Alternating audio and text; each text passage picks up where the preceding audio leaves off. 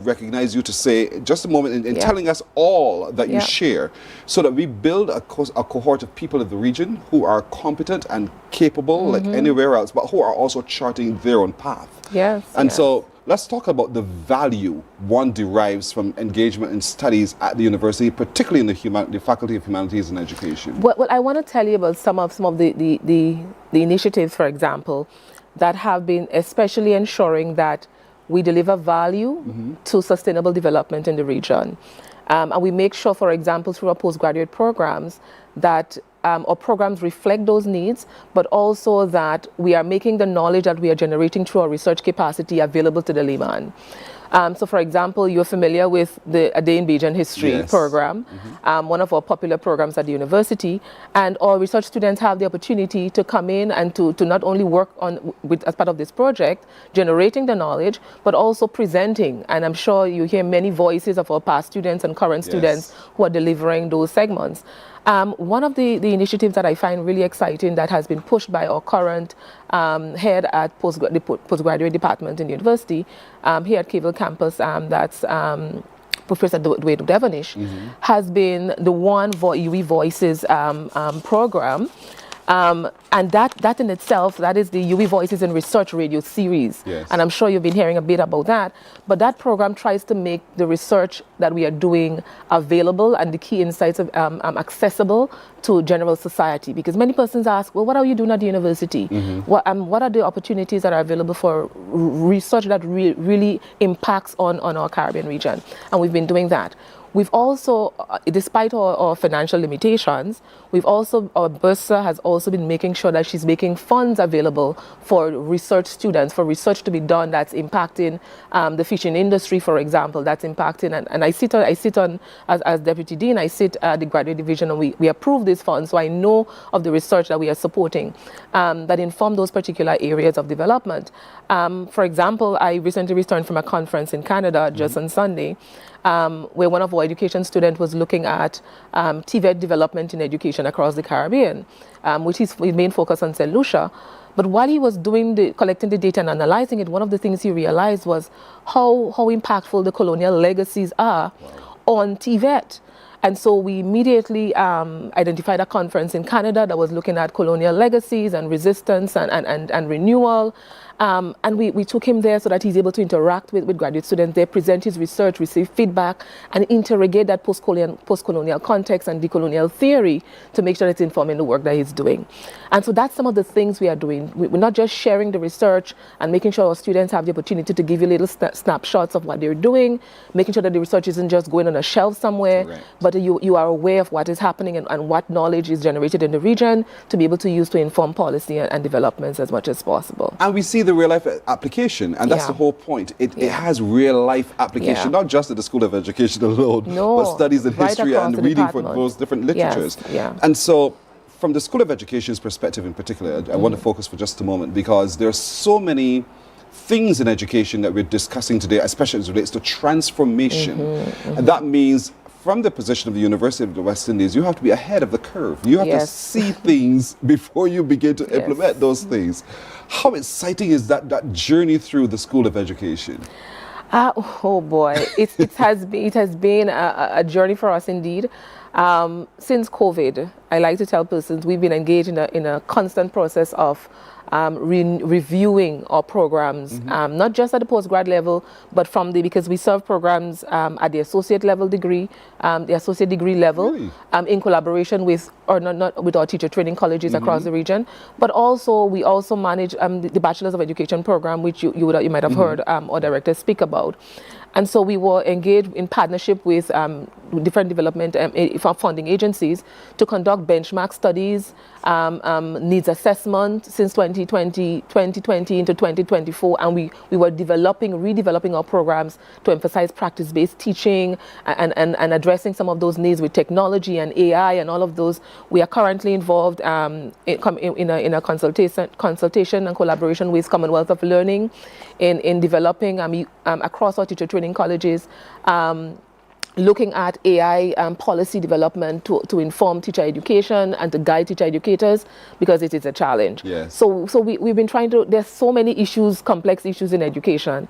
We have been trying to address as many as we could, and we are always welcoming collaborations with different groups, different organizations, as they work and they try to impact in various ways, try to see how we can integrate it into curriculum development, into teacher training, and into practice and professional development for our teachers. But it's a complex work. It is a complex work. It sounds that way, but it sounds exciting. Yes, I think we all love the complexity. I always say I love the work I do. It is. But we want to talk a little bit more about how does one get into the Faculty of Humanities and Education, and when we're in there, what else can we do, whether it's as a major or a minor. We'll talk about what the possibilities are for you right after this break. Morning, morning, morning. Good morning. Good morning to you.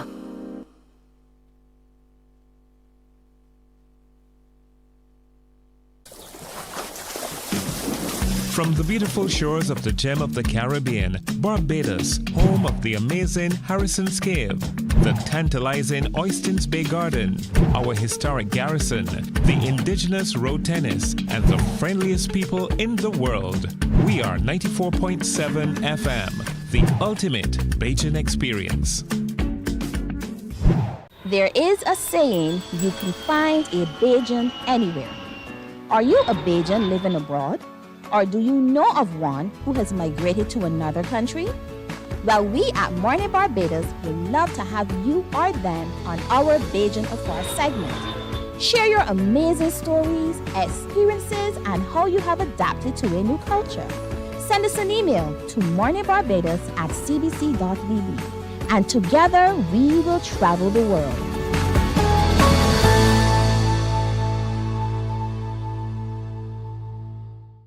God will not give you a job.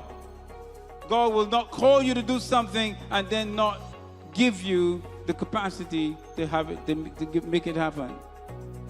He will give you the resources. He'll give you the people. Not only will He equip you with ideas. Morning, morning, morning. Good morning. Good morning to you. 25 minutes after the hour. Before we continue our conversation looking into the Faculty of Humanities and Education at the UWI, just to let you know the news you probably have heard before, but just in case you have not, that there is this morning a fire at the Pierhead Spot right there. Take a look at your screen. Take a look at your screen. You'll see what I'm talking about. We're probably seeing now the embers of this, but this morning it was raging quite early into the dark of the morning. It was raging. Now we've got some sunlight. We're seeing some evidence of what it now looks like. A significant portion of some of our historic buildings in historic Bridgetown and its garrison now brought to nothing as a consequence of that fire this morning. More investigations continue. As soon as we know more, we will bring those details to you right here at the CBC. But we're speaking now to Dr. Vernon Knight, who is the Deputy Dean Planning in the Faculty of Humanities and Education, but specifically with the School of Education, which is one of the departments of the faculty. And when we took ourselves to break, I wanted to find out from you, Doctor, about admission.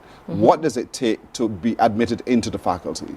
All right. So as I told you, we offer both taught postgraduate degrees, so taught master's degrees, and then research degrees, as well as doctoral studies. And so if you're entering our taught master's program, you require, of course, a bachelor's degree in a related field, but related area, but generally just at least a second-class honors with a GPA of 2.5 is required. Of course, we also consider persons with a pass at the bachelor's level, and those persons would especially be considered if they have at least some working experience, at least 2 years working experience in a related field. So once you have an undergraduate degree, apply. The undergraduate degree is also necessary for entry into the master's programs or research programs and or doctoral study programs. A little bit more rigorous, so we require at least an upper second class honor with about a GPA of about 3. And persons who apply would require to have a research area of interest where they develop a brief proposal, nothing too detailed, but to give us an idea as to your area of interest, and then we are able to align you with a faculty who has that particular strength or expertise. And our admissions deadline is coming up. It's March 31st. That's our standard deadline. Sometimes we go a little bit later, but we always hope that most of our students apply as soon as possible. And so that's why we have programs like this to let them know what is being offered and to ensure that they begin to think and prepare those documents to ensure that they submit all that is required. One of the challenges we have, and persons always complain sometimes they don't hear back from us at times, and often it's because they haven't completed the process online. And so we want to encourage them to make sure that you supply all of the required documentations that you are asked to provide as part of the application process, pay your registration fee, and then you ensure that everything is submitted, and you should be fine. You should be fine. Yes, so you should be the fine. 31st is your deadline to make your application. Of course, if there's an extension, they'll let you know, but it's best to meet the deadline to be sure that you're admitted indeed. And so once you know and you meet the criteria, it's going to be okay. Oftentimes, and you used the word bursar earlier, oftentimes people look at the economies that they work with, and they think sometimes maybe I should not because of my economic situation. What assurances can you give today? Well, I want to begin by saying there's always value in a postgraduate degree. It increases your employability. It allows for advanced career advancement. When you look at most entry-level jobs, at one point in time, we would be able to enter the job market with a CAPE certification or even CXCs into the public service. Now, then we began to hear about the first degree. Now you're hearing about a master's because it signals to an employer that you have a certain level of knowledge, and you're able to deal with complex issues and complex problems in your department or in your agency, wherever you plan to be working. And in terms of career advancement, if you're stuck in your particular area and you need to move into a position of leadership, etc., the master's, the postgraduate degree signals to your employer and to your department that you're able to do that. And so we encourage persons because of that, and not just because of all the other value it adds to private sector and, of course, to our public service and regional development. Then the next question you asked me was just to get a sense of what it would cost me and whether or not there are opportunities for financial support through scholarship or otherwise. One of the things our bursar always advises is that we have a number of payment plans, and so we always invite our potential students as well as students to come in and talk with the bursary department, and then you'll be given information of the different payment plans that are available. Even monthly plans are available now for students to be able to break the payments into smaller pieces and be able to manage it. But I mean, Barbados is one of the fortunate countries that allow for, that subsidizes tertiary education. So I often say that most Barbadians really have no excuse for not pursuing, either undergraduate and moving up to postgraduate area. And then some of our regional governments also offer partial scholarships as well as sometimes full scholarship in core areas identified as regional needs. So find out, if you're in the region, find out what your governments are offering as assistance. And if you're here in Barbados and you're a Barbadian, then certainly come on down and speak to us. And I'm glad you framed it that way, because we do have viewers all across the globe. And so for those extra-regional, for instance, who are listening, who are thinking, maybe I should consider using the KFL campus as my next stage of education, what is the process for them? And it's the same. It is the same. Yes. And many persons have been sending us emails from Africa, from different parts of North America, the U.S. Certainly, we have a number of memorandum of agreements with universities across those regions. And so you might just want to find out, do we have one with your particular region? And what you would tend to find is that we have a number of persons who've been coming in and spending a semester with us. We have exchange programs where our students get the opportunity to do a semester overseas at one of those affiliated universities. And so those opportunities allow for them to not just build networking and build their expertise based on the additional programs those universities offer, but it really and truly builds their confidence and builds them as global citizens. And when they return, one of them came into my office yesterday, and when she returned, I was like, look at you. I can already see the difference, the value that has been added. So yes, we try to offer students as much as we can despite limited regional conditions. And that's the whole point. Learning is not just in the classroom alone. Learning is for life, and it's everywhere all around us indeed. And so I want to encourage you today to consider the deadline of March 31st, and secondly, to go to the website at the University of the West Indies, search for the Department of Humanities and Education, and get your application in. Read it to get to know about the criteria that you need to meet. And if you have questions, of course, you can always reach out and they are ready and excited to respond to your questions because they want you too to come and be a part of the community of lifelong learners at the University of the West Indies, exploring all of the many programs, all of the areas of research, exploring the shelves of knowledge that are there, but it's just there. If it's not applied, it is just wasted. And so even those of us who are looking to further our information base, then perhaps we can explore what's possible through all of the research that's already been done in the faculty as well. Dr. Knight, I want to thank you so much. Thank you for having me, and thank you for having us through the entire week. You're very welcome. This has been a great week in the Faculty of Humanities and Education at the University of West Indies, and I commend you and your team and all of the teams in the faculty as well for the great work you do for Barbados and for the Caribbean and literally for the world. Thank you. Thank you for your support. You're very welcome. Rocking your socks, folks. I'm still waiting to see. Look at your screen and you will see what happens right there. But rocking your socks is what I'm looking forward to seeing from you. So take your pictures, you send them to us, and we will share them with the rest of the world. We're coming back in just, oh, look. Whose big broad feet are these? Just kidding. But thank you for rocking your socks, boy. There we go. So that's what we're talking about, mismatching. That's what we're talking about. Get creative. And let's see your feet in your socks as you rock your socks today. We're back in a moment. Morning, morning, morning. Good morning. Good morning to you.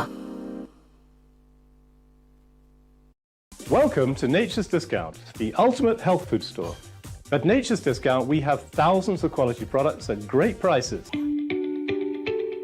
Hi guys, Dottie here with Nature's Discount, and today we are talking about Solar Ray Microbiome Probiotics and why you should be taking them. And we have well over 3,000 amazing products to help you get healthy.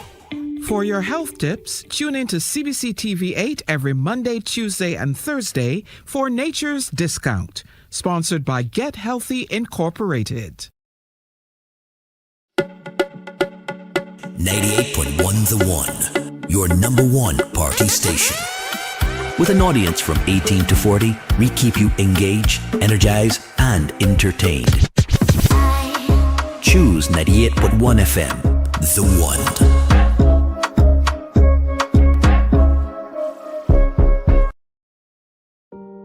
Hey there, it's Mahalia. I want to share something that might be really helpful. If you're feeling anxious, overwhelmed, depressed, or lonely and have no one to talk to, call Lifeline Barbados. We all face struggles at times in our lives. You're not alone. There's no need to feel ashamed or embarrassed. It's okay to reach out for support. Lifeline Barbados is completely confidential. No one else will know you called. They're there to offer a caring ear and guidance without judgment. And fellas, I want you to know asking for help is a true sign of strength. It takes real courage to reach out. You can also call Lifeline Barbados if you're worried about loved ones who are struggling and you need advice on how to support them. There's a saying, a problem shared is a problem halved, but not everyone has someone they can confide in. That's why Lifeline Barbados exists, to be there for you or someone you care about during tough times. Save this number. Lifeline Barbados is just a call away. Remember, you can reach out whenever you need to talk. Books open your heart, your mind, and your soul. They are educational, entertaining, inspiring, and motivating. Are you an author of a recent book you want to share? Then Mornin Barbados would love to feature your book in our The Next Chapter segment. Send us an email to morninbarbados@cbc.bb. That's morning without the G. Come and let us turn those pages together.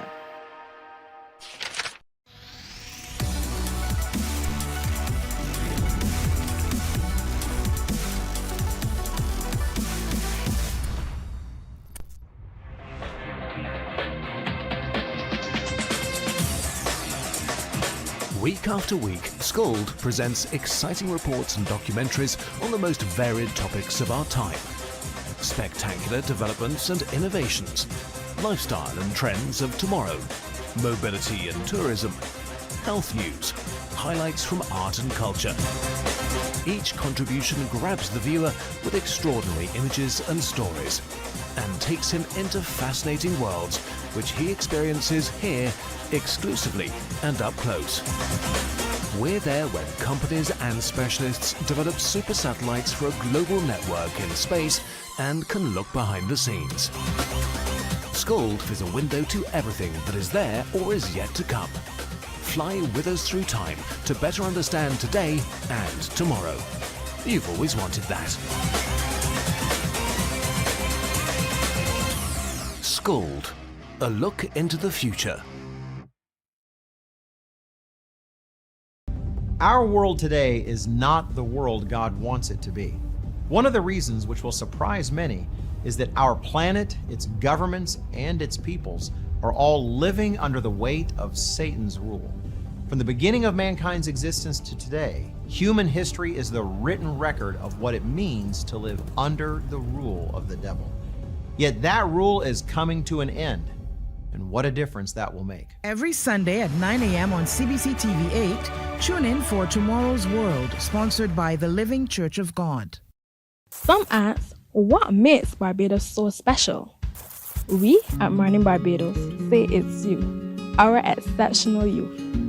You are talented, resilient, and inspirational. You are the epitome of the Barbadian spirit, testing the boundaries of your creativity. Good morning, morning. Good morning. Good morning to you. Indeed, good morning to you on this Friday, the 20th of March. Remember, this is Rock Your Socks Day, and my brothers have joined me on the set. Fellas, let's show them, man. We lead by example. Put your feet up. These are the men of the Men Empowerment Network support. Yes. We are standing literally foot to foot in solidarity with the Barbados Down Syndrome Association. I applaud you, gentlemen. Yes, as fathers, as men, as developers and builders of our community, you lead by example. Exactly. And that's what about. You can take your feet down. That's what we're talking about, everybody. That is what. So whether it is a church group, an office, just a small team of people, or you, rock your socks this morning, take the pictures and send them to us. So with me this morning, of course, you know, is a man who leads the charge, but he has his team with him, Fabian Sargent. With him is another one of the supporters in Gerald Walcott. Yeah. Then there's Gerard Bennett. Sounds. Across from me is psychologist Rico Antoine and Sean Springer, who's a social worker. Gentlemen, morning. Good morning. Good morning. This is for a really good cause, Fabian. Yes. This is a really good, because you continue to make inroads into developing our young men and creating spaces where we develop responsible men like yourselves. You're lived examples by this. And oftentimes we thought it was just you alone, you know. No, it's not. And that's the reason for the guys. And this is only some of the team. This is not the only part of the team. I really want to thank you guys for bringing us on. We are now about to roll out our new Safe Zone program for this year. And we are recruiting new volunteers. Every year we put out a recruitment drive because we want new blood, we want new skills. And it's not that we don't have, but the need is so necessary with what we are seeing in society as the new behaviors change, as families reach out. We need a lot more hands on deck. So we're here this morning to reach out to men in particular. I mean, we do have women on board, but we want men in particular to come on board as mentors, as volunteers, to assist with our Safe Zone program. There's no limit to the number of volunteers that you want. You want volunteers because sometimes you have to watch the timing and people are not available. You want to make sure you have enough resources to spread. Yes. But are there specific areas of recruitment that you really are seeking to fill? Yeah, we would like to have some psychologists and social workers. Even if you have a background, let's say in psychology and even or teaching. And that is very specific because we pride ourselves on being a professional program. And along with being a professional program, we also go through a very rigorous recruitment process. So any and everybody just can't jump on board. I mean, these guys had to face a panel. You know, they had to submit police certificate character.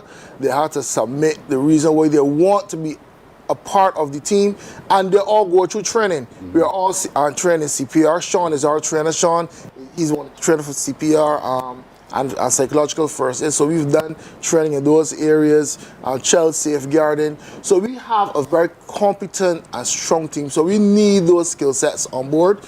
If you have, there are persons who may not have those skill sets, but say, you know what, I still would like to help. There's still space for you, but we would like to have some of those professional skills on board as well. Voluntary. This is all voluntary, ladies and gentlemen. Look at your screen and you will see how to register. All of that is right there. Your deadline is Tuesday coming. Yes. Tuesday coming is your deadline to get to be a part of it. And while it is a firm deadline, it is not. It's still flexible. Yes. Because as the need, and you feel the need, and you want to be a part, you can still register to be a volunteer. But the reason for the deadline is that we want to start in May. Our start date is May 9th. So we want to give time to have those interviews done, to have training done.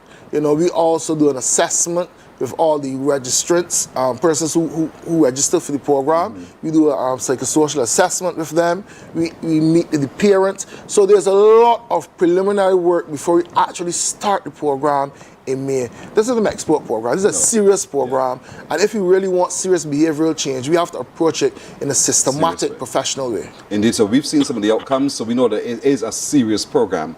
And now the program that you're launching again for the boys 12 to 16 years old tackles what? So it is I guess the whole purpose of the program is to provide a safe space for adolescent boys. So SAFE is an acronym for Shaping Adolescents to Function in Their Environment.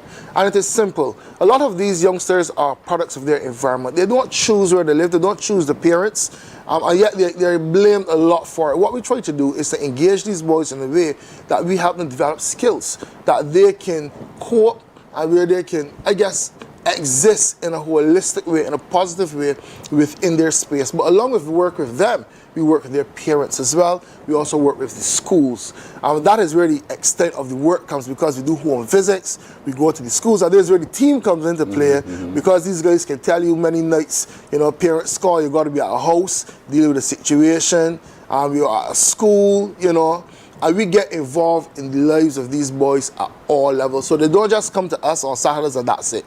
No. Our mentorship is more group-based. It's not just individual one-on-one. I believe that is our model. You know, we have a group mentorship type of approach. Where these boys know, you know, I got this group of men, like my fathers, that I have to report to, and the boys got my back. We got you, you know. When we show up in groups, you know. So the program really is about developing the holistic youngsters. So we look at teamwork, we look at something even sexual reproductive health, we look at self-esteem, even professional development, and we provide ultimately that space where they get to talk and share about things that they would not ordinarily talk about in their home spaces or with their friends, and get professional opinions or feedback. And they do so because they know it's safe. Yes. And so, Gerald, talk to me about how long have you been a part of this, and what are some of the benefits you see that come from this safe zone? Well, I was with Safe Zone for probably the last 5-6 years. I was with Safe Zone. Started out as a byproduct of men's empowerment network and support. And the benefits, I've seen significant benefits, right? The youngsters, because they had that safe space, they got to express. There was one youngster in particular, was having a rough time, and he came into Safe Zone. He began to settle. I work with a beach program, training and exercising on the beach on Sunday mornings. He came down to that program, and boom, next thing you know, he was in beach wrestling and representing Barbados in Panama. You know, and that did so much for his self-esteem, exposure. He now sees something totally different for him to aspire to. He had some troubles in terms of, you know, youngsters and mischievous ways, you know, but the demand then was, if you like this, you need to give me that. So schoolwork began to increase. I mean, let me be real, he didn't get in A's, but he didn't fail in. He was getting good reports in school, so victory. Right? And he today is in a way better place than before he actually started the Safe Zone. And that's from the participants' perspectives. But from myself as a volunteer on the ground, it redefined my life. Right? A lot that I took for granted, I could no longer take for granted. It caused me to, as an individual, to rise to higher morals and ideals for myself, because walking down the street now, I got parents shouting at me, Jerry, but So now I know I need to be, for them, yes, I now have to be above and beyond where I was before.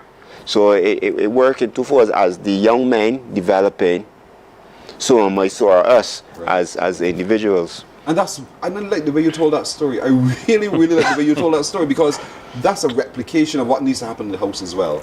That we see the need of the child, and we see the potential of the child, and we create opportunities for that child to reach its fullest potential. And then we see a completely different character. But at the same time, what it does for us, and we recognize our responsibility as the leaders in our homes, as members of our community, the adult, of how our actions sometimes impact on those who watch us, because we need to model a better example. And you just told that to me very clearly. Boy, I really want to volunteer. But you should. A lot more about the benefits as well when we take, after this break, we'll come right back and talk some more in a moment. Morning, morning, morning. Good morning. Good morning to you.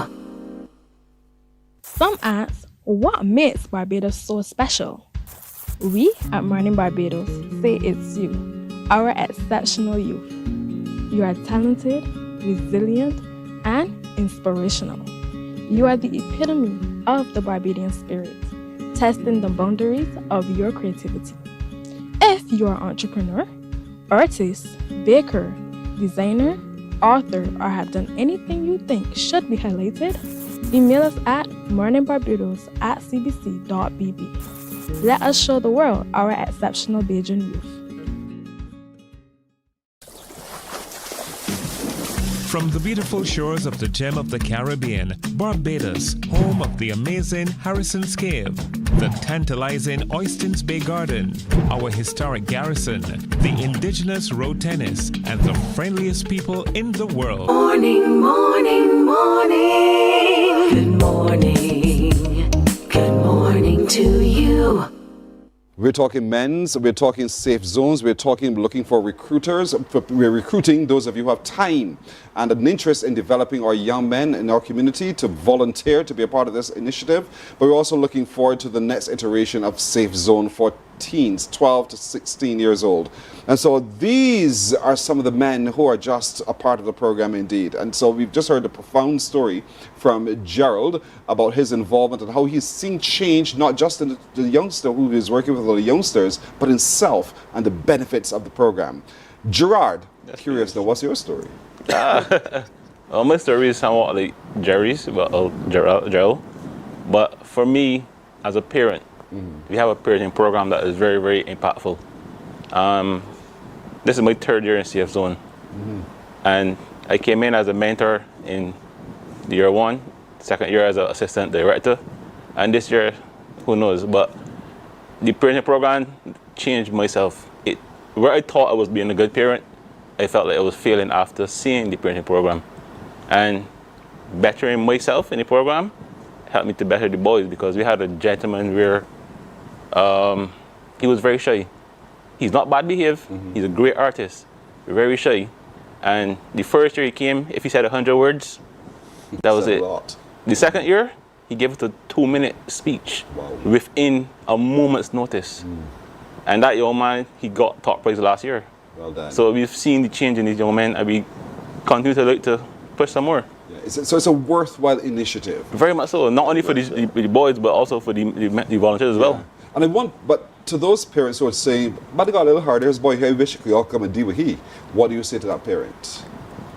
To that parent, he's harder, yes, but we're not only going to look at that boy, we're going to look at his entire environment. So we need to see what mommy is going through as well. Because we as parents may say, oh, the child is harder, but are we giving the love to that child? Are we spending time with that child? So there's so much, a holistic picture we have to put in place to really get these things to come to the root of the problem. And that's why that parenting program by Men's is so important. Correct, right. Well done. But Rico, you are the psychologist in the group. You're the man who gets into the mind and you see things and you help us to remap our expressions as well. How long have you been with the group now? So this is 4 years now. 4 years. Yes, sir, it's going to be 4 years. Oh, well, congratulations. Yeah, thank you. And so far, what do you see as changes that Safe Zone brings to those young men who come to the program? I have seen changes in terms of their their deportment, changes in terms of how they respond to other persons within themselves and also in public. I've also seen changes in the way that they express themselves, maybe at the program and also when they go back to school, because some of the children that are in the program are at some of the schools that I am at, because I'm a school counselor as well. And I've seen also changes in the way that they do their schoolwork as well, in terms of remedial work, because we do some remedial work with the children. And it has been a pleasure to see the changes, because these children have, some don't get the love that they will want to get. So we being that support and giving them that mentorship has been really a successful venture for them. Nice. Boys, don't talk. There come a time where they don't, particularly that age that we're looking at here, that 12 to 16, we ain't talking, we're doing. Yeah. And so sometimes that leaves us who like to hear taught to me, we say that a lot, we don't quite understand what's going on in the head because they're not telling us, they're not using the words, but they are expressing. And so it's to be able to create the environment where we understand those expressions and be able to respond according to those expressions as well. So from where your 4 years of being around the safe zone, is that a reality that you see every day? And how do you begin to teach them how to express in a more positive way?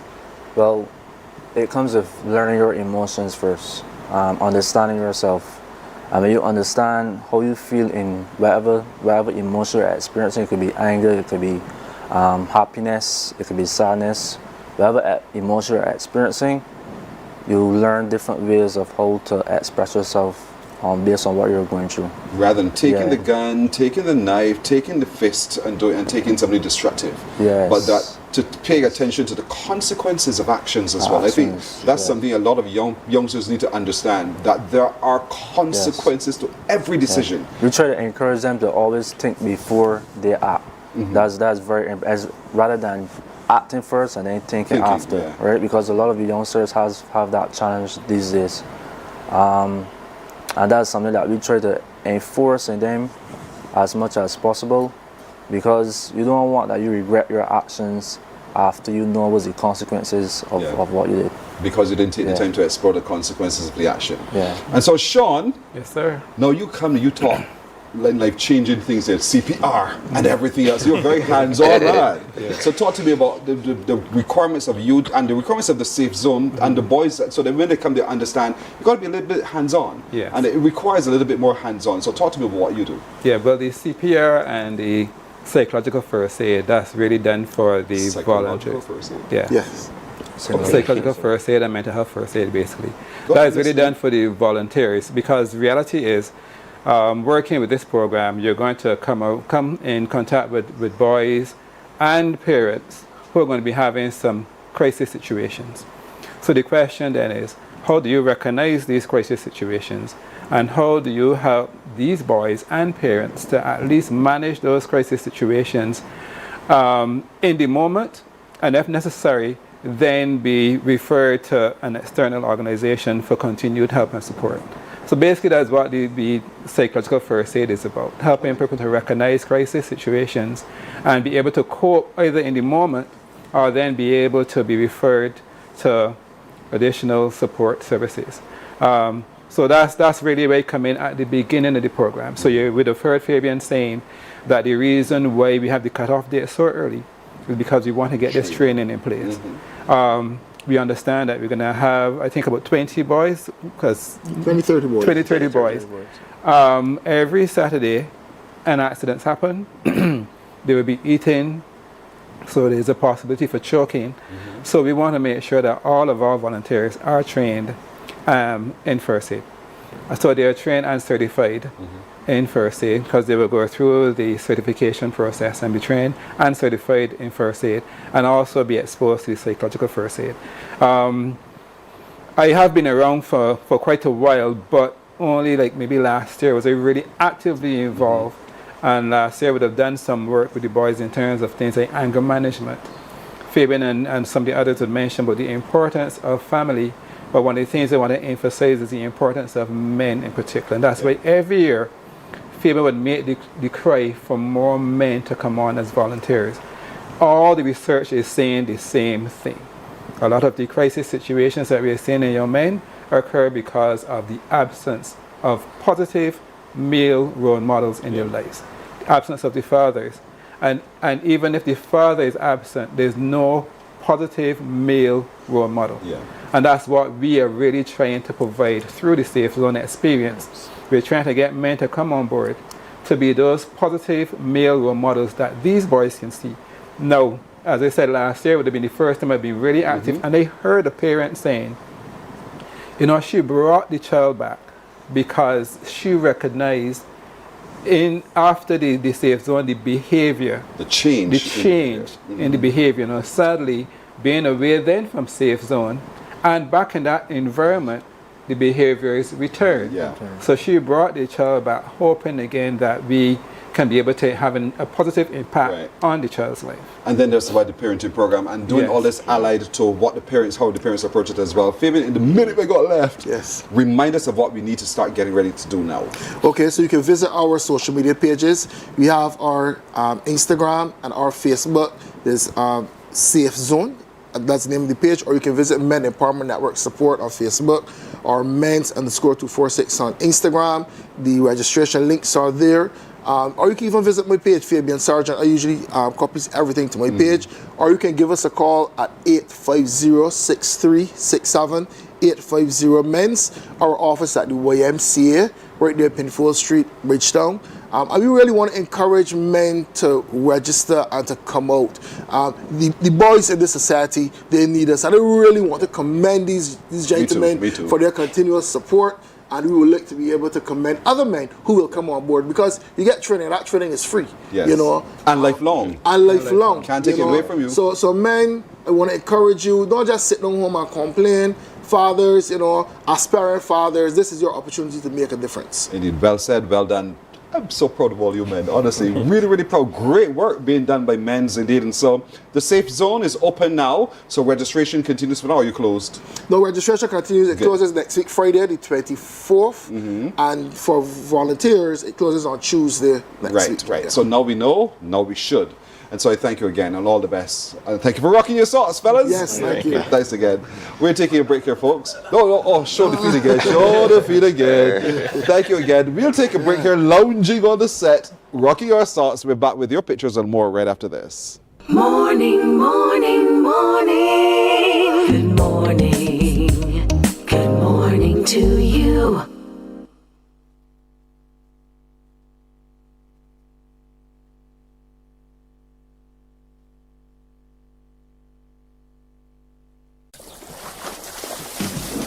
From the beautiful shores of the gem of the Caribbean, Barbados, home of the amazing Harrison's Cave, the tantalizing Oistins Bay Garden, our historic garrison, the indigenous road tennis, and the friendliest people in the world. We are 94.7 FM, the ultimate Bajan experience. There is a saying, you can find a Bajan anywhere.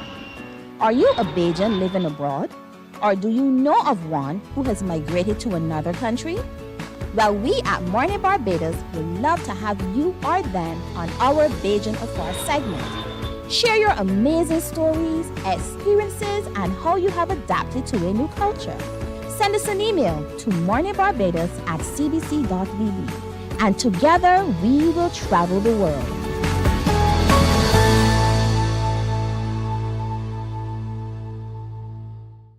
God will not give you a job. God will not call you to do something and then not give you the capacity to have it, to make it happen. He will give you the resources. He'll give you the people. Not only will He equip you with ideas, but He will equip you with favor, as He did Nehemiah. Turn on the latest episode of Infinite. Morning, morning, morning. Good morning. Good morning to you. Let's take a look at the news now. 2 people were rescued from a city building that has been destroyed by a raging fire this morning. The Massey building at the Pierhead in Bridgetown is still burning, and CBC News understands that part of the roof has collapsed. Fire officials have told CBC that they've pulled 2 people from the burning building, one of who was suffering from smoke inhalation and had to be taken to the hospital for treatment. The fire officers also say that the fire started just before midnight and has been contained, although it is not yet extinguished. They say they are now dealing with pockets of hotspots. More than 20 fire officers and 4 tenders have responded to that blaze, and senior officers, including Deputy Chief Henderson Patrick, also assisted in the effort. Morning. I am Station Officer Roger Bourne from the Bridgetown Fire Station.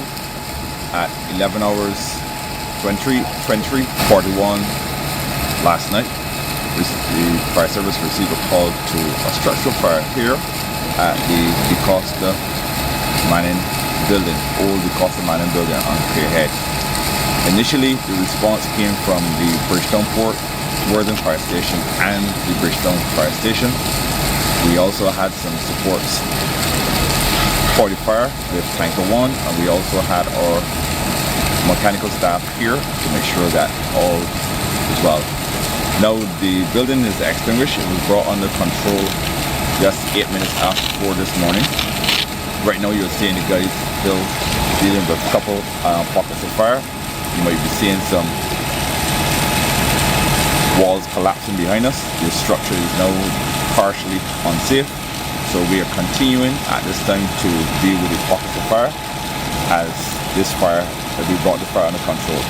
There were a couple vagrants who were rescued from this building and were taken to the hospital via ambulance.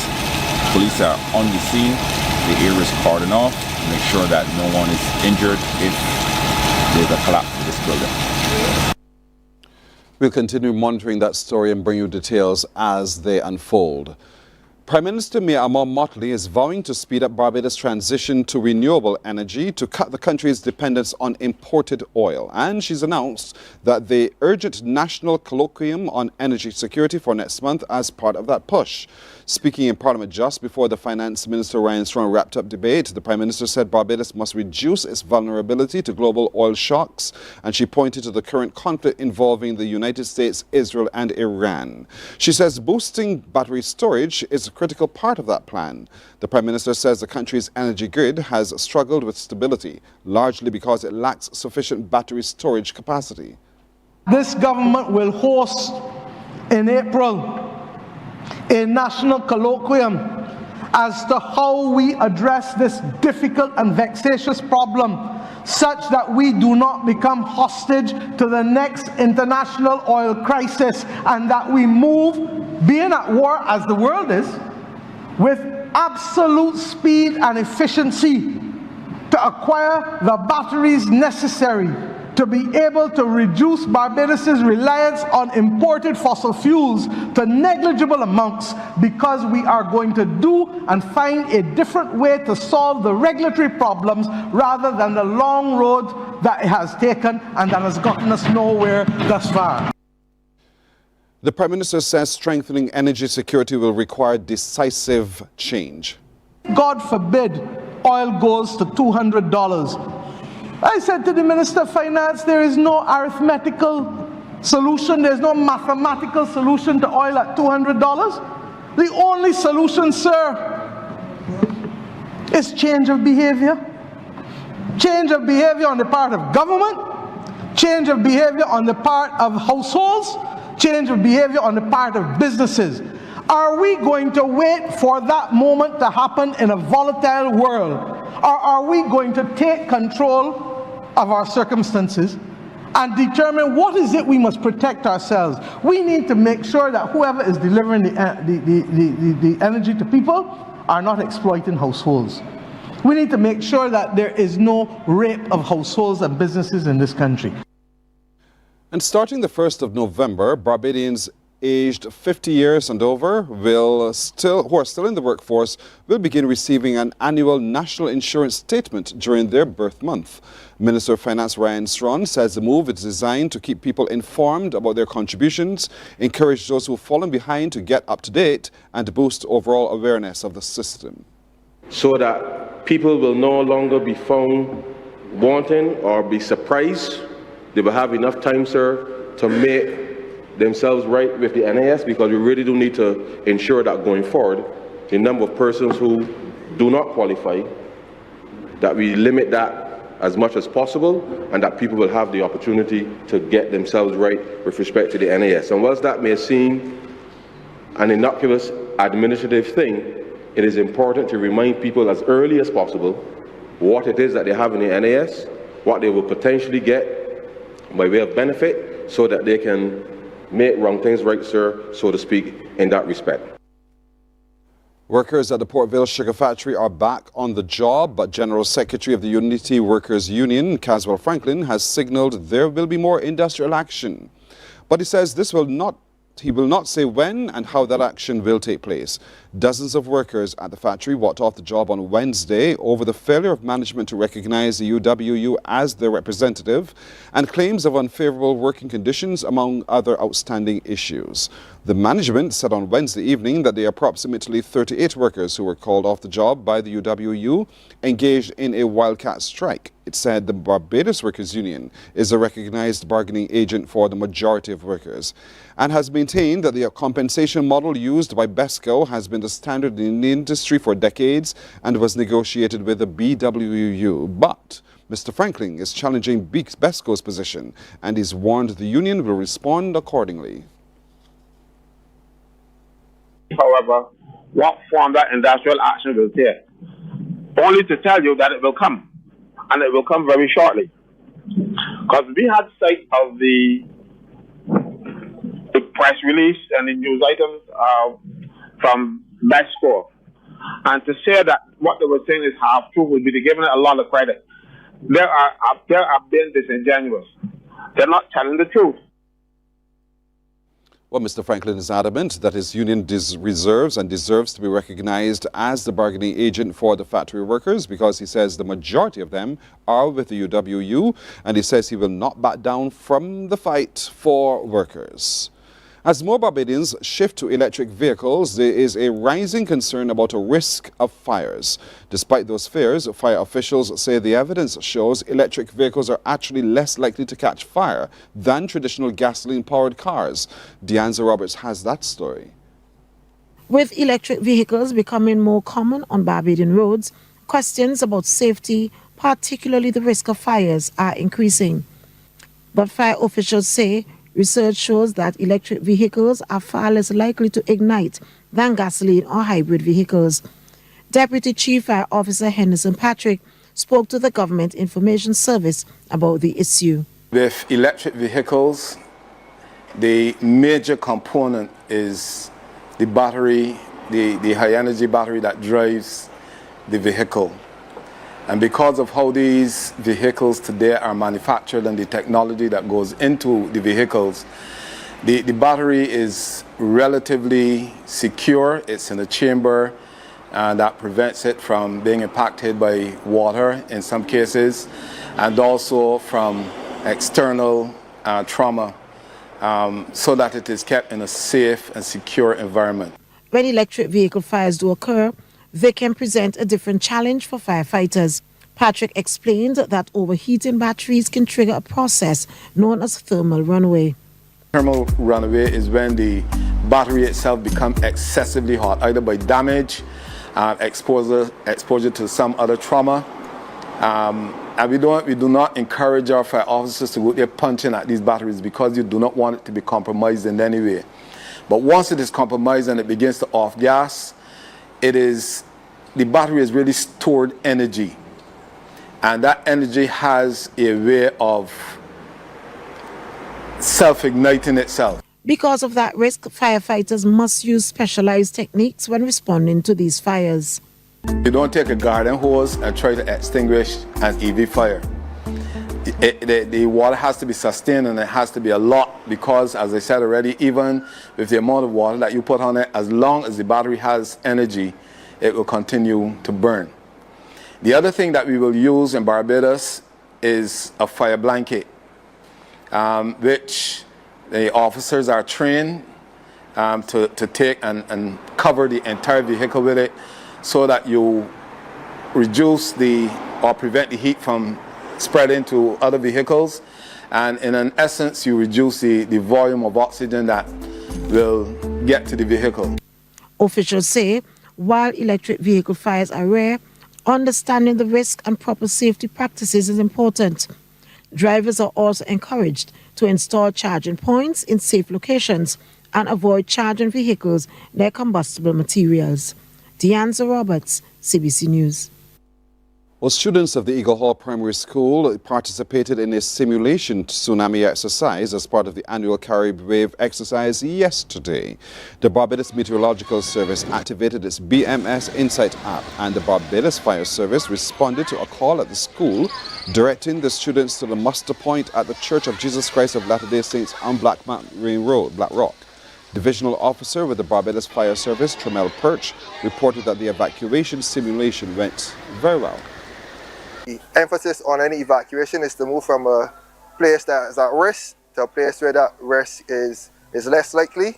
So the traversing from the school to the assembly area, that went smoothly, as the teachers would have participated well in terms of managing the children and having an orderly passage from this location up to the assembly. Principal of the Eagle Hall Primary, Amaria Prempe, says the students were very responsive to the directions. As soon as they heard the bell, we were able to maneuver quickly off of the compound and get to our assembly point to safety. Something like this is a very important practice, as in the event that we have a real emergency, we need to know how to respond, and we can only do so if we practice.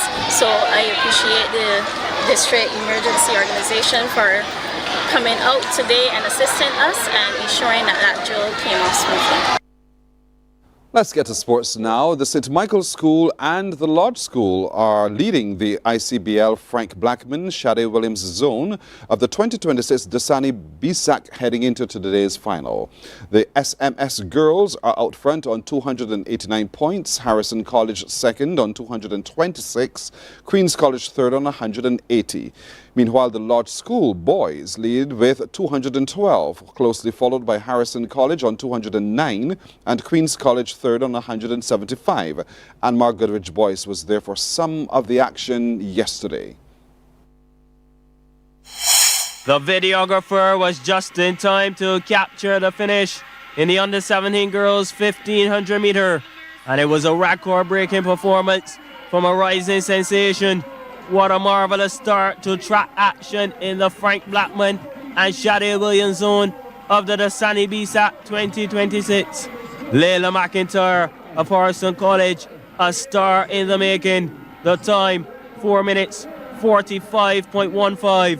A 32-year-old record set by Janelle Innes back in 1994. Cremated.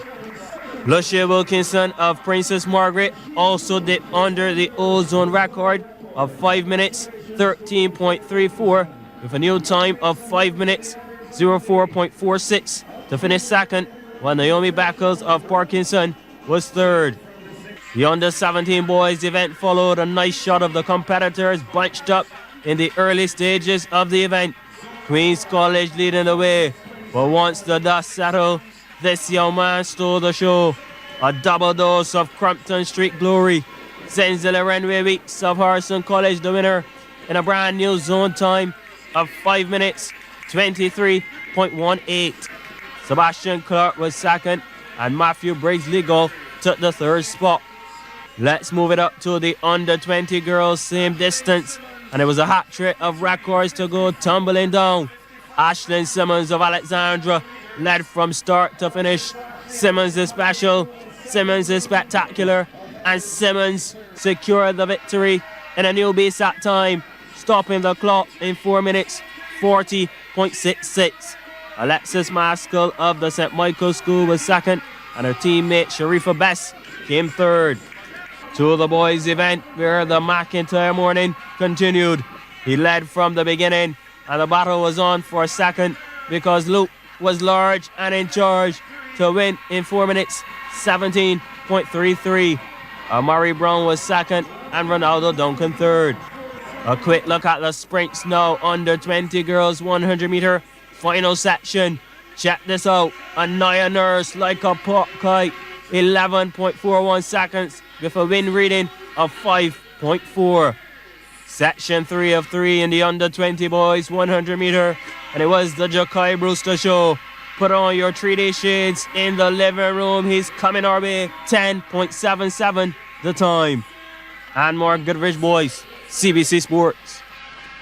Thanks, Anmar. The zonal meet continues this morning, 9:30 at the Usain Bolt complex. We are back on this Rock Your Socks Friday with more on Morning Barbados in just a moment. Morning, morning, morning. Good morning. Good morning to you. God will not give you a job. God will not call you to do something and then not give you the capacity to have it, to make it happen. He will give you the resources, he'll give you the people. Not only will he equip you with ideas, but he will equip you with favor, as he did Nehemiah.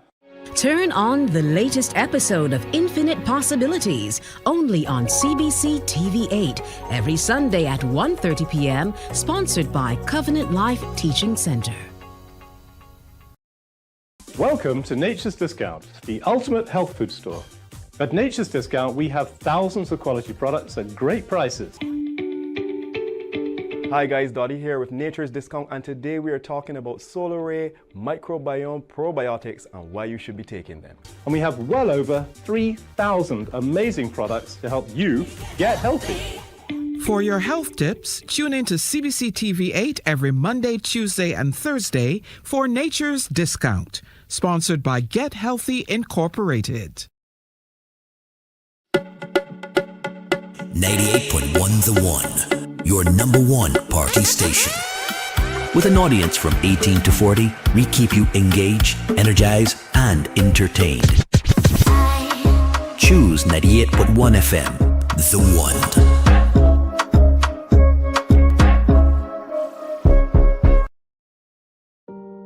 Hey there, it's Mahalia. I want to share something that might be really helpful. If you're feeling anxious, overwhelmed, depressed, or lonely and have no one to talk to, call Lifeline Barbados. We all face struggles. Good morning. Good morning to you. 19 and a half minutes now after 7 o'clock. I have my feet on the table and I have Kevin Waith with me. Kevin Waith is a young man living with Down syndrome, and we have our feet on the table. Our parents will probably say, take your feet off the table. Not today, because we are rocking our socks. And so, Kevin, good morning. Good morning. How are you? I'm good. It is so good to see you. What makes you smile? I remember I'm happy. Mm-hmm. I'm happy, I'm healthy. Today is my day. Well done, today. Yes, and you are so excited about today, aren't you? Yes, please. Why? Because I don't syndrome, and today is my own day. It is your day. Yeah. It's your day to shine. You are the star today, Kev. Yeah. And so, where did you go to school? I done school. I went to school at Allerton, Pavilions. Yeah, there's a special unit there. Yeah, and I went to high school at Erston. And Erston. So, all this, what do you want to be? I want to be a security. A security officer? Yeah. And that you shall be, Kev. You shall be the security officer. Yeah. What do you love to do? I love to do. I love to do. You play games? Playing games, cricket, or bodybuilding. Nice. I play cricket too. Oh. Are you a bowler or a batsman? A batsman. I'm a bowler. So you want to meet me for a game of cricket after? You're right to laugh. You're right to laugh. And so, in terms of friends, do you have a lot of friends? Yes, please. Yeah? Yeah. And so, are they all with Down syndrome or other people?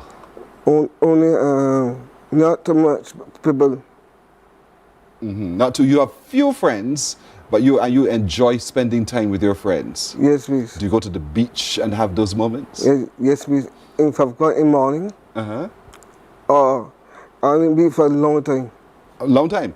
So can you swim? Not too good. I can't swim at all, so you're better than me. I just can't swim. But you love life and you enjoy living. Have you ever traveled before? Yes, please. Really? Where did you go? I went to Trinidad. Uh-huh. I went to St. Lucia. I went on a cruise. What? I booked 5 cruises already. Whoa. You're showing off, Kevin. You're showing off. Because I've only been on 2 cruises and never again, I get seasick. So you see me? Not again. But you've traveled and you've enjoyed traveling. Yes, so yes. when you travel, what are some of the fun things that you like to do? I like to do is going pool. Mm-hmm. And eat breakfast, lunch, dinner. You love to eat. Yeah. And you love the pool. Yeah. Nice. Do you use your tablets and that kind of thing? Do you have a tablet? Yes, please. I got a laptop. Mm-hmm. I got a phone. I think about 3 Whoa. And who T6. taught you to use those things? I learned it from my own self. Wow. And you can handle yourself? Yes, please. And that's so important. How do you feel when people stop and stare at you? I was scared. I mean, to scare back. You, my boy, I like it. I feel the same way too. Stare right back, because there's nothing different about you, is there? Yeah. You have a heart and you have a passion like everybody else. There's nothing different about you. Stare back. Yeah. I agree with you. And so, what would you want to say to anybody today who's trying to make up their mind if they should wear their socks? It's my family. Mm-hmm. And my friends had done. It's the sock. Mm-hmm. Of walking your socks today. When God say, walk your socks, enjoy the day. Yeah. And do that. What food do you like to eat? I want to eat Ground Provision. Ground Provisions? Yeah. Do you plant? I plant things, yeah. You do? What are you planting? I plant tomboy, ginger, wow. All types. Mm-hmm, mm-hmm. I got fast. I buy lettuce, right? Thyme, yeah. And you like planting. Yeah. You are a little farmer yourself. Yes, yes. Listen, there are so many things that you do that I cannot do, and you're right to laugh at me. I commend you on that indeed. And so, in terms of, just living life and being happy, you're happy. Yes, please. You are. Yes, please. How do you know you're happy? But when God ready the timing, it's awesome. I got looking. Let it smell. Yes. Look, that's you on that screen. Can you see it from here? Yeah. That is you. What was that? Where were you? I made sunrise party. Ooh, you go out. Yeah. You went to sunrise party and you had a good. Do you like music? What kind of music do you like? I like oldie goldies. Who's your favorite oldie goldie singer? I don't know. His name is Johnny something? No. Oh, you know the song? Not too good. I know it. I had Tom Jones. Tom Jones, the great Tom Jones. Really good music he has. Really, really good music. And so oldie goldies music is what you love. Yeah. And would you go to Q in the community? Yes, please. Not too far. Mm-hmm. Wasn't near in St. George. I'll go ashore. Oh, if it's in St. George, you will go. Yeah. Can you cook, Kevin? No. Me neither. Me neither. So we're in the same boat right here. But if you could cook, what would you like to cook? I must get ramen or chow mein. Oh, you like pasta? Yeah. Do you like meats? Not really. Not really. Not only fancy but beef. Mm-hmm. I'm more fancy with chicken. You prefer chicken? Yeah. Yeah. I know what you're talking about. You're such a good man, though, Kevin. And so, yes, in terms of you want to be a security officer. Yeah. Why? Because when my uncle was one. Mm-hmm. Oh, your uncle was one? Yeah. And you want to be like your uncle? Yes, please. That is nice. That is so fantastic. So my uncle passed away and died. Mm-hmm. He friends on the job. Mm-hmm. Okay. And so, do you have brothers and sisters? One brother. One brother. Yeah. Older? Or you? Yeah, older than me. But you are in control. Yeah. I know you are in control, Kevin. You're the one who runs things in the house, right? And so, do you have a good relationship with your brother? Yes, please. Be good. And he supports you? Yes, please. But you know, you can do everything yourself. You're no invalid. You can handle yourself, right? Yeah. You can handle yourself. You take care of yourself. You dress yourself. Yeah. You decide where you want to go. Yeah. How old are you now? I am 41 years old. You're 41. Yeah. And so you've lived life and continue living life. Yeah. And I just love that. The smile on your face tells me that you are super today, because today is your day. Yeah. Today is your day to rock your socks. And it's the day for people with Down syndrome. And you don't mind because it's your day. You're the king of today. Yeah. So I want you to talk to our audience and tell them something that you would want them to know about Down syndrome. Do you have anything to tell them? Yes, please. Mm-hmm. Down syndrome is like cancer. Now, I felt Down syndrome as a part of Down syndrome. Mm-hmm. That cancer, your brain cells, we don't know if you got cancer or not. All the world will know Down syndrome. It's cocky, love goes on. Yeah, he's a full Down syndrome. But I, as a part of Down syndrome. Yes. You have a different ability from some of others who have Down syndrome, but you're able to speak, you're able to do things, you're able to do all of those kinds of things. But there are others who are not quite like you. Yeah. And you want us to be able to be understanding of those people, to realize that you're people too. Yeah. You are people too. And you want us to continue smiling, stop staring, because you will stare back, and just smile and rock our socks today. So Kevin, good to see you. Shake my hand, man.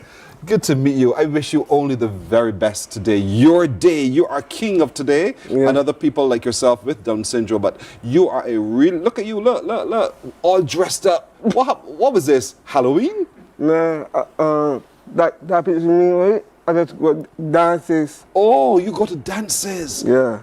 Boy. At Buddy's Soca. At Miss Holder's place? No. Buddy's Soca. Oh, Buddy's Soca. Yeah. You go to do your...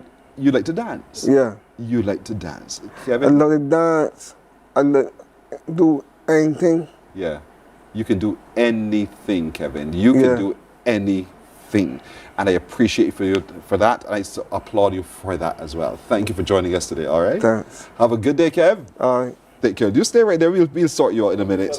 Mornin Barbados. Listen, what an inspiration. I keep telling you guys, people with Down syndrome are just like us. They want opportunity just like us. They can communicate just like us. And you've just seen a lived example of how someone with Down syndrome can still contribute significantly to self and community.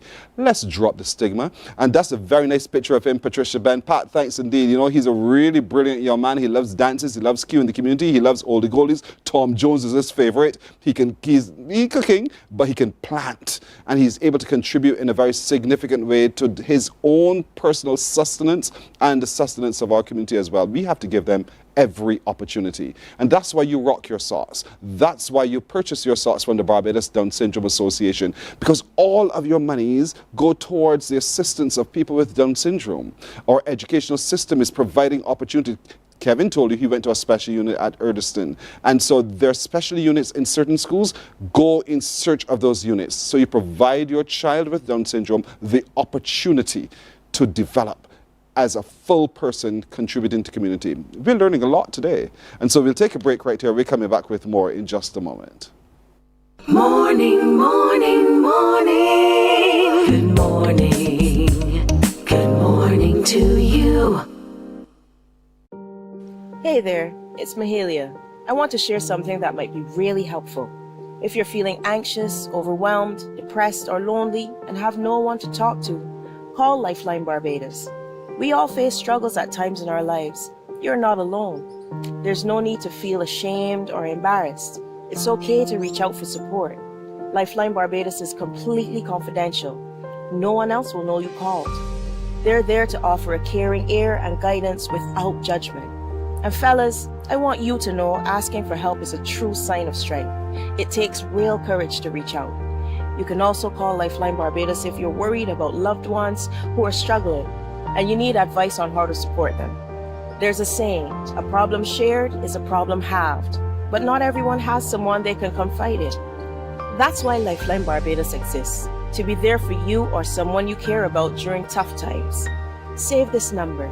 Lifeline Barbados is just a call away. Remember, you can reach out whenever you need to talk. Books open your heart, your mind, and your soul. They are educational, entertaining, inspiring, and motivating. Are you an author of a recent book you want to share? Then Mornin Barbados would love to feature your book in our The Next Chapter segment. Send us an email to morninbarbados@cbc.bb. That's morning without the G. Come and let us turn those pages together.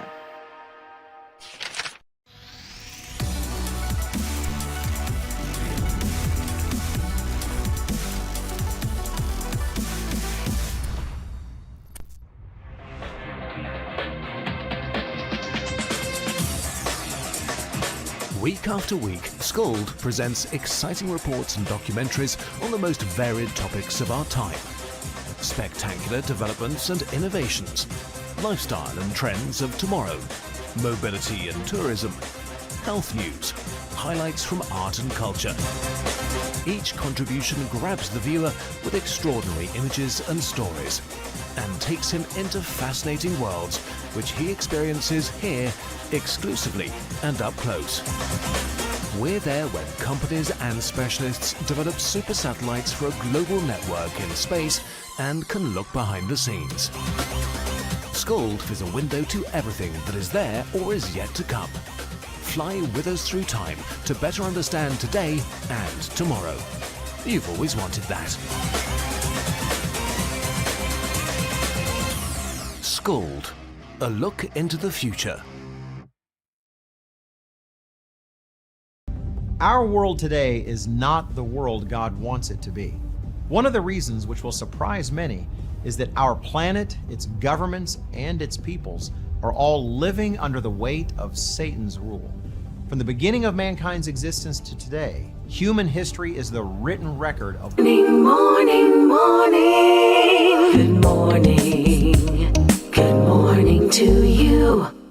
25 to the hour now. Do you understand what perimenopause is? Do you understand what it is? Or are you confused by what you're experiencing? And this is for women, and this is for the family as well, because we all manage it together.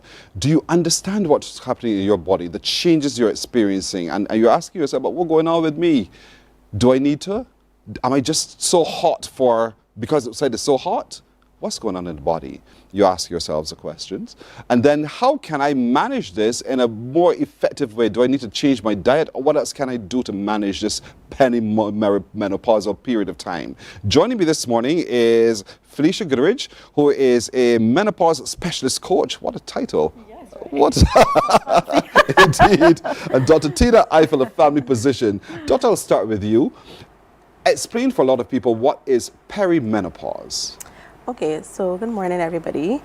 Perimenopause is the time in a woman's life which all of us will go through. Every woman will go through once we are fortunate enough to reach that age where our body starts to change, right? You have a decline in the estrogen levels, and that manifests in certain symptoms that some women experience, not all. The perimenopause phase or time in a woman's life is that time around menopause. Now, menopause is something that we diagnose retrospectively. So you don't know you're in menopause until after the fact, right? So the perimenopausal time is the time leading up to that final menstrual period. And the final menstrual period is what signifies going into menopause, right? So perimenopause before and shortly after that final menstrual period. So there's no duration for perimenopause? There's no... Because you just don't know when it's going to happen. You just don't know when it has started, when it's going to end. Right. You just don't know. But what do you know based upon experiences? What are people experiencing so that they do know that there's a change happening? So a lot of women start to experience the symptoms that we typically put together with menopause. So in the perimenopause phase, you still experience hot flashes, changes in your mood, changes in your sleep. You have like just a general sense that something is different. My body feels different, right?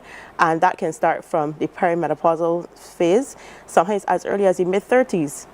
Most women would start perimenopause around age 45, 47, and go through menopause at around 51. But recently, we found that you're starting to experience symptoms even earlier. So mid-30s, from 35 and up, you could actually be starting to experience symptoms of menopause. And then you doubt it, because you say that's an old woman's thing, you know? Yes. Not for me, I'm too young. Yes. So there must be something else. And then going in search of answers to that something else, then you discover you're in the perimenopausal stage. Yes. Because a lot of women, they feel, okay, something is different, something is wrong, but they can't quite put their finger on it. I am snappy. I am, more irritable. I can't get to sleep, or I'm getting to sleep and all through the night and waking up all the time. And then, of course, they go to the doctor because they want to know, like, what's going on with me? And, we run tests because, of course, you have to rule out other causes for these symptoms. So we run tests and everything comes back normal. And, you're still at a loss. You're like, so what's wrong with me? It could be perimenopause. And you can't, all the drinking in the water in the world doesn't help. No. At all, because you just want to cool down. You just want to cool down. And so, Felicia, this is where you come in, because you can help to coach people through this period of time.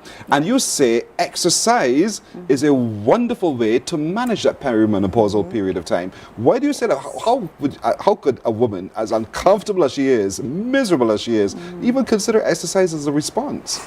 Well, as Tina would have just said, exercise is not the thing. When you're going through hot flashes and you feel stressed out and you just feel tired, exercise is not the first thing that is on your mind. So I just putting it, that's not what you want to do. Right. But I do encourage persons to find exercises that you do enjoy. Like dancing. I'm sure everyone loves music. Yes. Dancing is a good way a byproduct of exercise is something called serotonins. Once you start moving, even if you don't want to, that's like your feel-good hormone. So the one major benefit of exercise is that even though you might not want to do it initially, when you start, especially if it's something that you enjoy, the serotonins in your body, that hormone, makes you feel happy. It's, and it's more than just a distraction, because your reality is your reality. It's more than just a distraction. It is actually quite beneficial for the body as well. And that's the whole point. So yeah, you meet your happy point, but you can do that through exercise, through dancing, through other movement activity that bring you joy. Right. And while it diverts the mind, it's still working on the body. And that's the whole point, because sometimes in menopause, you can let yourself go. And then you want to really do my little courtship go. And so talk to me a little bit more about how else exercise through your menopause can really help you reach that optimum point in your mind that makes you feel good about yourself. All righty, so coming on to the more serious aspect of it, as Dr. Eiffel would have said, during the we call it a transitional phase of perimenopause, you have a decline of estrogen. Now, from the age of 30 going up, you have a decline in your muscle mass and your bone density. So yep, especially as women, right? So it's very, very important to add in strength activities, any weight-bearing activity to help to increase your muscle and your bone density, which would help to mitigate the symptoms of something called osteoporosis. Because perimenopause into menopause in itself, taking you into a different phase of your life, where if you're not keeping your body nice and strong, like if you have a fall, it's a little harder to recover from it if you're not an active person. So outside of the endorphins and dancing and walking and jogging, which is very, very important, you need to make sure that you're keeping your body nice and strong. Right? So coming into perimenopause and menopause, the recommendation for strength training, like in your 30s and your 20s, we want to get in 2 to 3 days. But when you're going into perimenopause, that strength training activity, you want to take that into 4 days a week, because of the decline in estrogen, which affects your muscles and your bones. You need to do a bit more exercise. It doesn't have to be intense, right? But we need to have a little more consistency because you want to preserve or you want to live a more fruitful life as you get older. Mm-hmm. We tend oftentimes, Dr. Eiffel, to rely on medication, but allied to that are natural ways. Exercise is one natural way as well to be able to respond to the perimenopause and the old symptoms around it. What would you recommend, though, to women who are in perimenopausal state to help them through this, that they can manage more efficiently? So, as Felicia said, the exercise, is very important. Not just for the bone and the muscles, but also for your cardiovascular health. Right. Because as we go through perimenopause and then menopause, our risk for cardiovascular disease, having a heart attack or something like that, increases because of that drop in estrogen, right? I don't tend to go to medication as the first line. I always talk to my patients, talk to them about their symptoms, find ways that we can mitigate or manage these symptoms without jumping to medication. Right? Would food be an option? And because juices, those kinds of things, would you say to them, okay, reduce this, increase that, whatever, calorie or whatever? So I would normally advise to them, we want to focus a lot on protein to help support your muscle mass and help support your muscle growth, especially if you're going to be exercising. Because as Felicia rightfully said, as we go through menopause and as we get older, our muscle mass decreases. So if we're not intaking enough protein, then it's going to decrease even faster. Right? So we like to focus a lot on protein. Make sure you're getting in your green vegetables in general, but particularly green vegetables. Make sure you're getting in your fruit and your fiber, because fiber reduces your risk of cardiovascular disease. So we want to look at it from a holistic point of view. And then, of course, there are supplements that we would recommend depending on the symptoms that you're experiencing. Every supplement doesn't work for every woman. Sometimes it has to be a little bit of trial and error. But some that I normally recommend would be things like magnesium. Some women find good effects from things like evening primrose. We want to get in our calcium or vitamin D to support our bone strength. Supplements can really play a role before we jump to medication, which would be hormone replacement therapy. Sounded that alone so scary. So Felicia, I know you do sessions, you do classes, you do exercise regimes with people. I want to give you a chance to share with people what it is you do, how they can find you to help. Looks a lot different because sometimes you wake up, you don't get a good night's rest, and you just don't have the energy to work at the intensity that your trainer might want you to. So you really need to have somebody who understands, like, okay, you have a program, but you have to allow flexibility. Because anybody who wake up, you didn't have a good night's rest. Are you sure when you come here, you're miserable. You're miserable, Yes.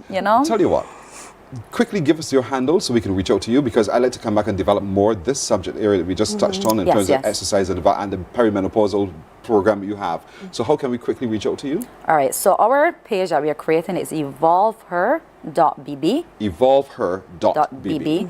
And you can reach me personally on Felicia Fitness Studio. All right, so I'll have you back so we can talk some more about this another time. All right?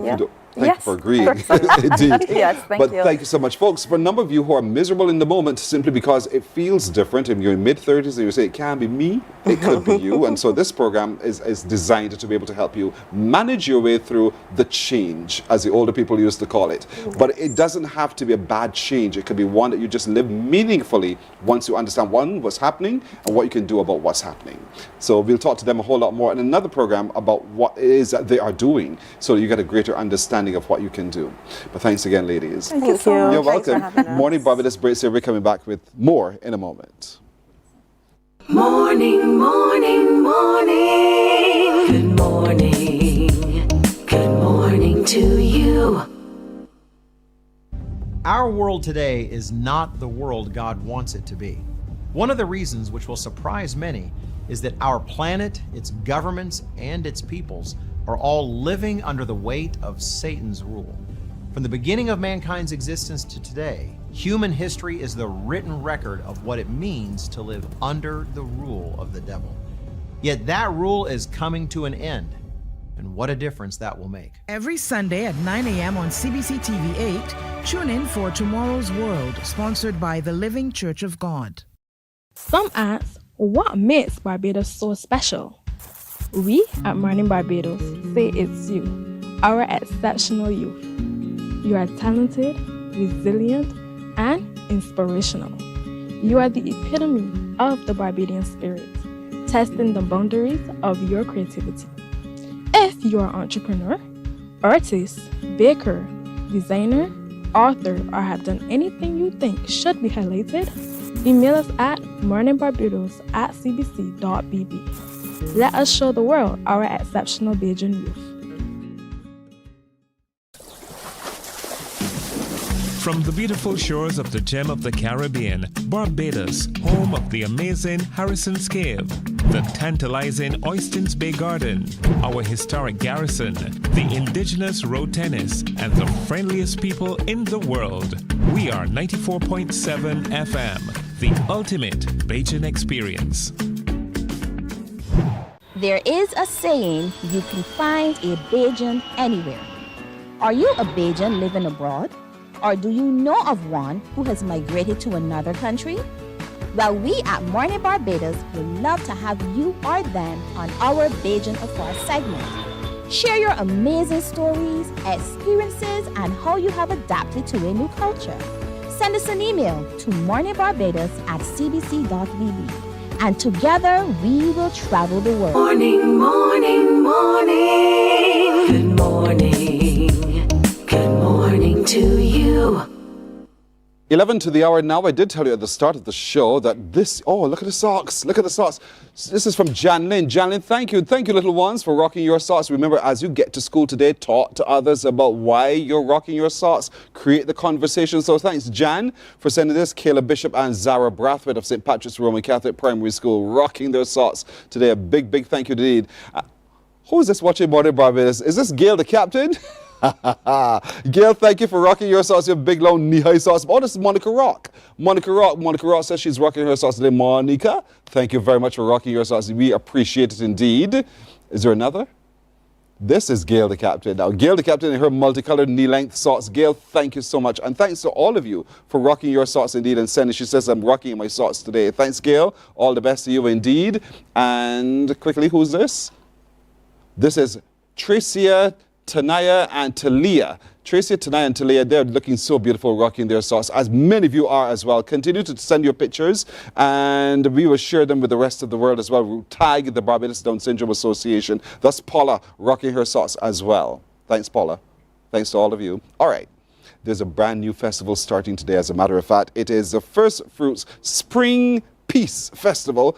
Kwasim is with me. I've known you for so long. That's why I can call you Kwasim. It's good to have you as always. And you've brought some of your guests with you who are part of the festival. Yeah. I'll give you an opportunity to explain what the festival is, why the festival, and what's on the calendar. Sure. The festival is about gratitude and praises to the Most High for the bountifulness of the harvest. And also we're looking at uplifting the youth and community empowerment. I would like to actually first, in gratitude, give gratefulness to the CEO of the NCF, Carol Robert Reef. She is a giant in helping to support culture. Also the dance officer at the NCF, Alicia Payne Hurley, wonderful. She actually initiated the Stay Looking program at the NCF. And Senator King, I want to call him the most honorable Senator John King, if I may, for letting us use his song in our early promotions. You know, and so thank you, John, and everyone else. Right. So basically, it is a festival that is supposed to cultivate people, and so we're looking at peace, we're looking at gratitude, and it's all built into community empowerment as well. The First Fruits Spring, and it's spring because it is the first harvest of the spring, so we're going to have food and produce given to the needy at the event as well. Yeah. So it's a reaping of sorts. It's a coming together, a reaping, a celebration of all that's been planted, but the good plants we've reaped. Correct. And so today, Friday, there's something going on. What's happening? Yes. Today is a grassroots community forum. We're looking at bringing people together, the grassroots people, to look at society ills and get into the root cause And we have many social ills, but we want to get to the root cause and look for solutions to these ills. That starts at 2 o'clock this afternoon? No, I'm glad you asked. This starts at 9 o'clock in this the morning? 9 o'clock in the Daphne Joseph Hackett Theater. 9 o'clock. This morning? This morning. This morning, 9 this o'clock, morning. Daphne Joseph Hackett Theater. Yes. That I didn't have. But so that's fine. So after that, what happens? After that, we're having a film expo. We're going to show a film on self-determination. Oh, no. Yeah, cool. The festival has 7 principles. The conference deals with unity, right? Because unity is their strength. And then the film deals with the self-determination. Right. That's only today. Yeah. Then tomorrow's a whole nother set of things. What's the whole nother set of things tomorrow? Okay. Tomorrow. Tomorrow, starting at 12:30, we're going to assemble in Independence Square for a walk for peace. The Spiritual Baptist Church is going to be there. We are going to have stilt walkers and so forth, and we're going to walk from Independence Square and proceed into Queen's Park. We're going to have a procession of the first fruits. Right. In Queen's Park. And then we're going to have a celebration in Queen's Park. There's going to be cultural artists performing, and then we're going to have a national stick fighting competition as well. That's where this gentleman come in, from our friends from Trinidad and Tobago. Yes. Thank you so much for coming, Curtis Joseph, Kareem Austin, and Kwame Noel. Gentlemen, good morning, welcome. Good morning. I know it's a big thing in Trinidad and Tobago, stick licking, but it has its history. Yes. Let's share briefly its history. It came to Trinidad from the slaves in the 17th century. And break a long story short, we're continuing the culture, the heritage today, as it was back in the days. Right. When it was brought by the slaves. And while we watch it, sometimes we think it's a conversation between two people, but what was it really? No, it's more than a conversation. It's a dance. It's a dance. Some say it's a fight, but when you are in the ring, only you would experience the emotions that you feel. And when the fight is over, then you see the love aspect of it. Because we now fight, I bust your head, and we hug up, and we drink, and we celebrate. Yeah. So that's what it is about. And that's what we want to build in our community as well. It's a spirit that comes, unlike what you all have, we have drumming. Right. And that is a spirit itself that brings out everything, the power, the strength that was handed down from generations to generations to where it is today. And the drum has also been a very critical part of that transfer from generation to generation. Kwame, you're young. What are you doing in this? I'm a drummer. I born since I small. I used to play drum. Yeah, my whole family is culture people. Cultural people. And so for you, it's natural to continue the cultural expression. Yes. And so tomorrow evening in Queen's Park, we will get a chance to see what they from Trinidad, our friends from Trinidad and Tobago bring. But they will do a exhibition, An exhibition before our national stick fighting competition. And I must say this as well. The bounty has went up. The NCF have kind of upped the bounty. Now the first prize for the stick fighting is $1,500. The second prize is $1,000. And the third prize is $500. That's to an individual or group? Individuals. Okay, cool. Just checking. Yes. Just checking. And this is all on Saturday evening. Correct. In Queen's Park. Correct. We don't know what time it's going to start. In the steel shed. In the steel shed. We're going to start at 3 o'clock. 3 o'clock. Oh, so 3. We're going to start at 3 o'clock. But what time does the walk start? The walk starts we're going to assemble at 12:30 in Independence Square. We're going to leave at 1 o'clock to go to Queen's Park, have the opening ceremony, delivery of the last canes, of the first fruits. Delivery of the first fruits, and then the celebration, and then the start at 3 o'clock. At 3 with the exhibition, and then we can play it out in the ring. Correct. 1-to-1 indeed in Barbados. And then on Sunday, there's something else happening. Sunday is a retreat. It is a meditative retreat because to really get peace in the country, you must get peace in the community. And before the community, the family, before the family, self. So we're going to look at a reflection on self to develop that spirit of peace within you on Sunday. All right, so there's a lot happening. Correct. Can we go somewhere to find all of this so we can get our heads straight on it? The NCF has a website that you can go to as well. Okay. Yes. On the website of the NCF. All right. So how long has the group been in operation now, Curtis? Well, as Mr. Kwame said, he was born into it. We have been around for generations. It is handed down grandparents, great-grandparents, and that is how we continue the tradition as it is today. And so there's an art to this. That's the whole point. And our main focus is to promote, preserve, and document for future generation. That is what we are about. Question. So I'm sorry. Do we have any footage from that we can show still or no? I will have to be told. Oh, okay. But you know, the point is that the festival starts today. Correct. And we want people to come out to be a part of the festival today. Today. So this morning at 9 o'clock, we're gathering at Daphne Joseph Hackett Theatre. 9 o'clock. And then later on in the afternoon, there's another opportunity in the steel shed, not steel shed, in the area of Queen's Park to be a part of the activities there. But tomorrow, there's the walk. Come to the walk. From about 1 o'clock. Yeah. From Independence Square, we're coming back into and we're watching the screen to see some people there. And right, that's what we're talking about. Those are Maasais, yes, those are Maasais. There's a brother there from Kenya, and he loves the idea. And those brothers are from Kenya. The movement that they do, the sling movement, oh, wonderful. We want to bring them here for next year. Looking forward to next year for sure. Looking forward to this year for sure too. And then, of course, it all wraps up on Sunday. But it is to create a sense of peace, a place of peace, an appreciation and understanding of community. And how even though we may have differences, it does not have to result in a negative outcome. But stick licking is an opportunity for you to let off a little bit of steam, so to speak. But you end with hugging and camaraderie and building strong bonds. And that's why you need to be a part of that exhibition tomorrow from 3 in the Queen's Park Steel Shed, where you can see for yourself the great work from our brothers and sisters in Trinidad and Tobago. And then we'll have our national stick licking competition. I know you've heard about this over generations. You say to yourself, we still do that? We still do it. And we've researched it now through the work of the NCF. And so be there tomorrow, all weekend long, for every one of the activities of the First Fruits Spring Peace Festival. First of its kind, starting today, leading right through till Sunday. We encourage all of you to be a part. Thank you, gentlemen, for joining us. I wish you every success with all of this. And thanks for bringing your exposition to Barbados as well, brother. Thanks for having us. Crossing as always, my brother. Thank you, my brother. All right. Thank you. That's it for today, everybody. I hope you continue to rock your socks in all of your spaces and places and continue sending us the picture, because it's another show coming. And when we bring the next show on Monday, we want to share to the rest of the world just what you looked like in your socks as you rock them today.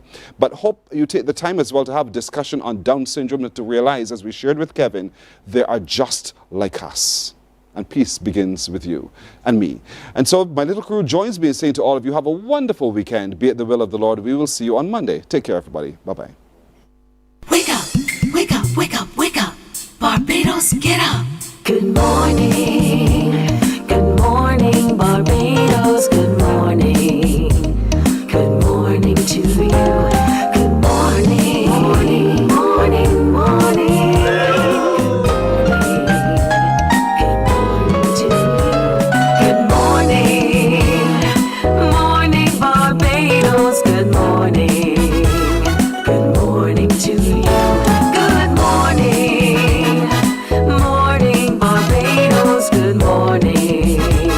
Wake up, wake up, wake up.